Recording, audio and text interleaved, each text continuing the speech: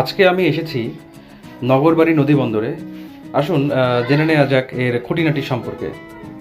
পাবনা জেলার বেড়া উপজেলার আমিনপুর থানাধীন যমুনা নদীর পশ্চিম তীরে অবস্থিত নগরবাড়ি নদী বন্দর দেশের একটি অত্যন্ত গুরুত্বপূর্ণ ও বৃহৎ নদী বন্দর। 2025 সালের নভেম্বর মাসে এর আধুনিক টার্মিনাল কমপ্লেক্স প্রতিষ্ঠিত হয়, আনুষ্ঠানিকভাবে চালু হয়, যার মাধ্যমে এই অঞ্চলের ব্যবসা বাণিজ্য ও ঢাকার সঙ্গে যোগাযোগ এক নতুন দ্বার উন্মোচিত হয়েছে।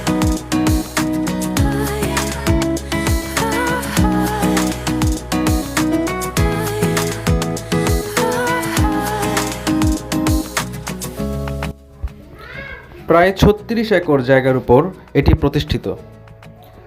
দেশের উত্তর ও দক্ষিণ পশ্চিমাঞ্চলের সঙ্গে নৌপথে পণ্য পরিবহনের অন্যতম প্রধান কেন্দ্র। 563 টাকা ব্যয়ে এই আধুনিক নৌবন্দরটি পুনর্নির্মাণ ও আধুনিকায়ন করা হয়েছে।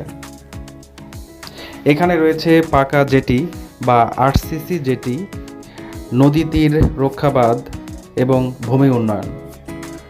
রয়েছে পণ্য খালাস ও সংরক্ষণের জন্য উন্নত ধরনের সেবা।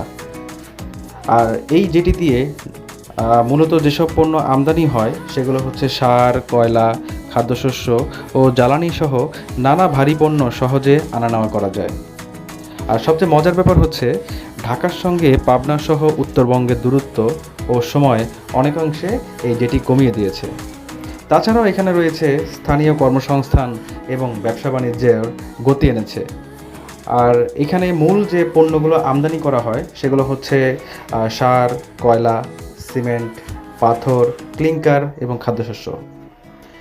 এই জেটিটি পাবনা সহ 16টি উত্তর ও দক্ষিণ উত্তর পশ্চিমাঞ্চলের জেলাগুলোর কৃষি ও শিল্প খাতে এক বিশাল ধরনের পরিবর্তন এনেছে, কাঁচামাল এবং করেছে গুরুত্বপূর্ণ ভূমিকা রাখে। পণ্য পরিবহনের জন্য এখানে রয়েছে বেশ কয়েকটি জায়গা, যেমন চট্টগ্রাম সমুদ্র বন্দর থেকে এখানে পণ্য আনা নেওয়া করা হয়। লাইটার